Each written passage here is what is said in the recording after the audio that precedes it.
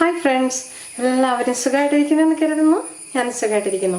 അപ്പോൾ ഇന്ന് നമ്മൾ ഉണ്ടാക്കാൻ പോകുന്നത് നമ്മളുടെ ഒരു അടിപൊളി ബ്രേക്ക്ഫാസ്റ്റ് അല്ലെ സ്നാക്ക് അല്ലെ ഏത് സമയത്തും നമുക്കൊരു സ്നാക്സ് ആയിട്ട് അല്ലെങ്കിൽ ഒരു ബ്രേക്ക്ഫാസ്റ്റ് ആയിട്ടോ ഡിന്നർ ആയിട്ടോ ഒക്കെ കഴിക്കാം. നമ്മളുടെ നാടൻ കൊഴുക്കട്ട നോർമലി നമ്മൾ ഉണ്ടാക്കുന്നത് ഒന്നുകിൽ നമ്മളുടെ വെള്ള ചാക്കരിയില്ലേ, നമുക്ക് പിന്നെ വേവ് കൂടുതലുള്ള ചാക്കരി, അപ്പം വെള്ള ചാക്കരി കൊണ്ട്, അല്ലെങ്കിൽ നമ്മൾ ഉണ്ടാക്കുന്നത് മട്ട റൈസ് കൊണ്ടുണ്ടാക്കുന്ന നാടൻ കൊഴുക്കട്ടയ്ക്ക് ഒരുപാട് ടേസ്റ്റും ഒരുപാട് സോഫ്റ്റിയുമായിട്ട് ഉണ്ടാക്കിയെടുക്കാവുന്നതാണ്. ഞാൻ വീറ്റും കൊണ്ട്, ഗോതമ്പ് പൊടിയും കൊണ്ട് നല്ല അടിപൊളി കൊഴുക്കട്ട പോസ്റ്റ് ചെയ്തിട്ടുണ്ട്. അതിൻ്റെ ലിങ്ക് ഡിസ്ക്രിപ്ഷൻ ബോക്സിൽ കൊടുക്കാം, കാണാൻ മറക്കരുത്.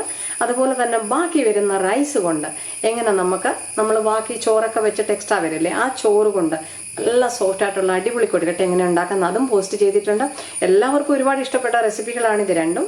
കാണാൻ മറക്കരുത്, ലിങ്ക് ഡിസ്ക്രിപ്ഷൻ ബോക്സിൽ കൊടുക്കുന്നതായിരിക്കും. അപ്പോൾ നമുക്ക് സ്റ്റാർട്ട് ചെയ്യാം. ഞാൻ കൊഴുക്കട്ട ഉണ്ടാക്കാനായിട്ട് ഇവിടെ യൂസ് ചെയ്തിരിക്കുന്നത് 1 കപ്പ് മട്ട റൈസ്, നമ്മളുടെ ചോറ് വെക്കുന്ന മട്ട അരി, 1/2 കപ്പ് നമ്മളുടെ ഈ വെളുത്ത ചാക്കരി, വെള്ള അരി, നമ്മൾ സാധാരണ ചോറ് വെക്കുന്ന ചാക്കരി, വേവുള്ള. ഇത് മട്ട റൈസിൻ്റെ കൂട്ട് തന്നെ വേവുള്ളതാണ്. ഇത് മാത്രമിട്ട് നമുക്ക് കൊഴുക്കട്ട ഉണ്ടാക്കാം, മട്ട റൈസ് മാത്രമിട്ട് നമുക്ക് കൊഴുക്കട്ട ഉണ്ടാക്കാം. ഞാനിപ്പോൾ ഇവിടെ ഇത് രണ്ടും കൂടെ മിക്സ് ചെയ്യും. 1 കപ്പ് മട്ട റൈസിന് 1/2 കപ്പ് നമ്മളുടെ ചാക്കരി എടുത്തിരിക്കണം. അപ്പം ഇത് നമ്മൾ പച്ചരി എടുക്കരുത്, ഇതിൻ്റെ കൂടെ മട്ട റൈസിൻ്റെ കൂടെ പച്ചരി എടുക്കരുത്. ഈ അരി മട്ട റൈസും 1/2 കപ്പ് വെള്ള റൈസും കൂടെ ഒരു 2.5 അല്ലെങ്കിൽ 3 മണിക്കൂർ സോക്ക് ചെയ്യാൻ വെക്കുക. സോക്ക് ചെയ്യാൻ വെച്ചിട്ട് നല്ലതുപോലെ കഴുകി വെച്ചിരിക്കുകയാണ്. കുതിർന്നു നല്ലതുപോലെ. നമുക്കിനി ഇതൊന്ന് വെള്ളം വാർന്നു പോകാൻ വെക്കണം. അപ്പം നമുക്കിനി ഇത് 4-5 പ്രാവശ്യം നല്ലതുപോലെ കഴുകിയെടുക്കുക. ഞാൻ കഴുകി വെച്ചിരിക്കുകയാണ്. അപ്പം നമുക്കിത് ഇതുപോലെ കിഴുത്തിയുള്ള ഏതെങ്കിലും ഒരു പാത്രത്തിലോട്ട്, നമുക്ക് ബോളിലോട്ട് അരി നമുക്ക് വെള്ളം വാർന്നു പോകാൻ വെക്കുക. അപ്പോൾ നമ്മളുടെ അരി ഇവിടെ നല്ലതുപോലെ വെള്ളം വാർന്ന് കിട്ടിയിട്ടുണ്ട്. അപ്പം നമുക്കിതിനി ഒന്ന് പൊടിച്ചെടുക്കാനായിട്ട് മിക്സർ ജാർ എടുക്കുക. മിക്സർ ജാർ നനഞ്ഞതായിരിക്കരുത് കേട്ടോ, ഉണങ്ങിയതായിരിക്കണം. അതിനകത്തോട്ട് അരി കുറേശ്ശെ ഇട്ട് കൊടുക്കുക, ഒരുപാട് അങ്ങ് ഒന്നിച്ചിടാതെ. ഞാൻ കുറച്ചിട്ട് കൊടുക്കുകയാണ്, പകുതി 2 പ്രാവശ്യമായിട്ട് ഞാൻ പൊടിച്ചെടുക്കുകയാണ്. ഒരല്പം ജീരകം, ഒരു 1/2 ടീസ്പൂൺ ജീരകം, നല്ല ജീരകം ഇട്ട് കൊടുക്കാം. ഇത് ഞാൻ എന്തിനാണ് ഇപ്പോൾ ഇട്ടതെന്ന് ചോദിച്ചാൽ, തേങ്ങ അരയ്ക്കുന്ന സമയത്ത് നമുക്ക് ജീരകം ചേർക്കാവുന്നതാണ്. പക്ഷേ അരിയുടെ കൂടെ ഇട്ട് പൊടിക്കുവാണെങ്കിൽ അതൊന്നുകൂടെ പൊടിഞ്ഞ് കിട്ടും. തേങ്ങയുടെ കൂടെ നമ്മൾ തേങ്ങ ഒരുപാട് അങ്ങ് നൈസായിട്ട് അരയ്ക്കത്തില്ല കൊഴുക്കട്ടയ്ക്ക്. ഓക്കെ, ഒന്ന് ക്രഷ് ചെയ്തെടുക്കുകയുള്ളൂ. അപ്പം മിക്സ് ചെയ്യുമ്പം ജീരകം പൊടിയാതെ അതിൽ കിടക്കും. പൊടിച്ചെടുത്തിട്ട് വരാം.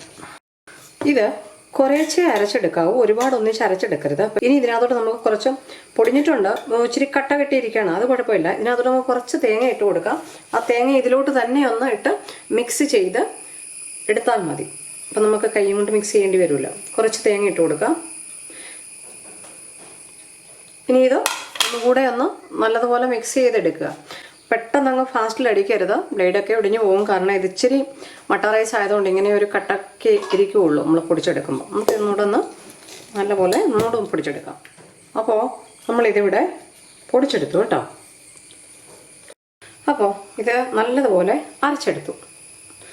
തേങ്ങയും ജീരകവും അരിയും കുറേശ്ശെ അരിയിട്ട് അരച്ചെടുക്കണം, അല്ലെങ്കിൽ കട്ട കിട്ടും. ഇതിപ്പോൾ നമുക്ക് കട്ട കെട്ടിയാൽ കുഴപ്പമില്ലല്ലോ, നമുക്ക് ഇച്ചിരി കട്ട കെട്ടിയിരിക്കണമല്ലോ കൊഴുക്കട്ടയ്ക്ക്, ഇച്ചിരി ഏറെ അരച്ചെടുക്കണമല്ലോ.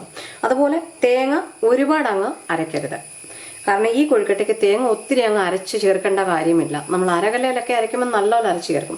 ഇതിന് നമുക്ക് ഇതിൻ്റെ കൂടെ ഇട്ട് മിക്സ് ചെയ്ത് ഒരു 3-4 പ്രാവശ്യം കറക്കിയാൽ മതി. ഇതിലോട്ട് ഒരല്പം ഉപ്പിട്ട് കൊടുക്കുക. ശ്രദ്ധിക്കുക, ഈ കൊഴുക്കട്ടയ്ക്ക് ഉപ്പ് കൂടിപ്പോകരുത്.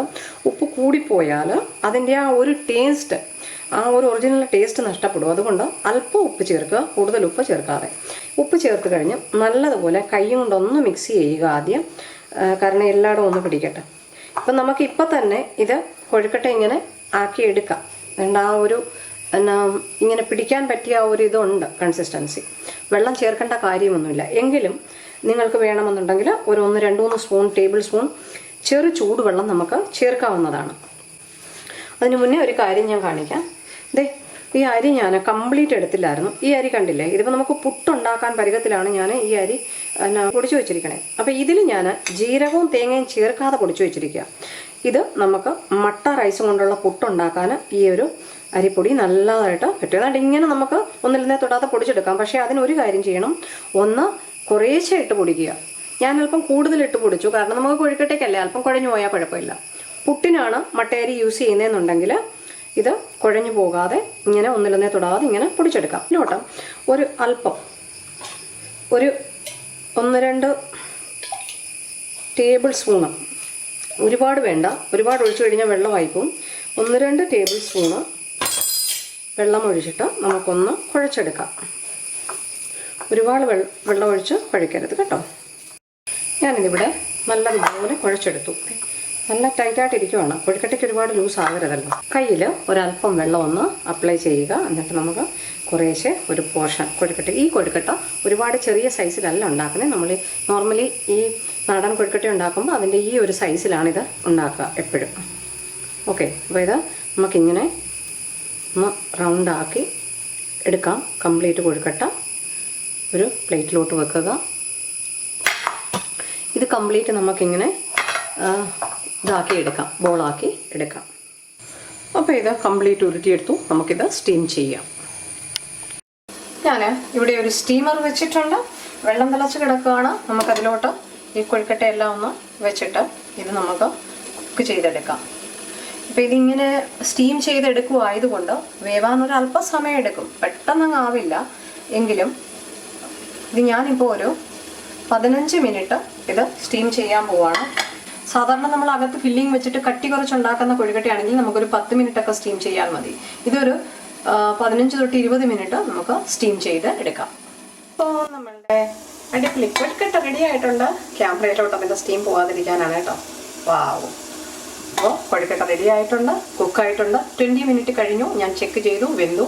അപ്പോൾ ഗ്യാസ് ഓഫ് ചെയ്യാം. അപ്പോൾ നമ്മളുടെ ആവി പറക്കുന്ന ചൂട് കൊഴുക്കട്ട റെഡി ആയിട്ടുണ്ട്. എല്ലാവർക്കും ഇഷ്ടമായി എന്ന് കരുതുന്നു. Thank you so much for watching. ഈ കൊഴുക്കട്ടയുടെ പ്രത്യേകത, ഈ കൊഴുക്കട്ട നമ്മൾ എത്ര കഴിച്ചാലും മടുക്കില്ല. അതിൻ്റെ കാരണം നമ്മൾ ഇതിനകത്ത് സ്വീറ്റ് ഫില്ലിംഗ് വെച്ചിട്ടില്ല. സ്വീറ്റ് ഫില്ലിംഗ് വെച്ച കൊഴുക്കട്ട നമ്മൾക്ക് ഒരുപാട് കഴിക്കാൻ പറ്റില്ല. പക്ഷേ ഇത് നമ്മൾക്ക് എത്ര വേണമെങ്കിലും കഴിക്കാൻ പറ്റും. എല്ലാവരും ഉണ്ടാക്കി നോക്കുക. എല്ലാവർക്കും ഇഷ്ടമായി എന്ന് കരുതുന്നു. നമ്മൾക്ക് ബ്രേക്ക്ഫാസ്റ്റിന്, ഡിന്നറിന് ഏറ്റവും നല്ലൊരു ബെസ്റ്റ് റെസിപ്പിയാണ് നമ്മളുടെ നാടൻ കൊഴുക്കട്ട.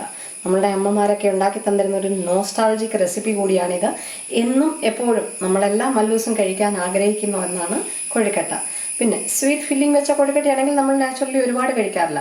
ഇത് കഴിക്കുമ്പോൾ എപ്പോഴും ചൂടോടെ കഴിക്കാൻ ശ്രമിക്കുക. ഇതുവരെ സബ്സ്ക്രൈബ് ചെയ്തിട്ടില്ല എന്നുണ്ടെങ്കിൽ പ്ലീസ് മറക്കാതെ സബ്സ്ക്രൈബ് ചെയ്യുക.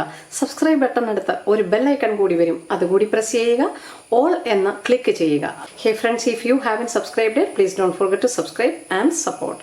Please don't forget to press the bell icon too to get the notifications. Thank you. Eat healthy, stay healthy. Thank you. ഈ കൊഴുക്കട്ട മറ്റ് കൊഴുക്കട്ടയെ പോലെയല്ല, ഒരുപാട് സോഫ്റ്റാണ്. നമുക്ക് ഇങ്ങനെയൊന്ന് പൊടിച്ചാൽ പൊടിഞ്ഞു പോകും, അത്ര സോഫ്റ്റാണ്.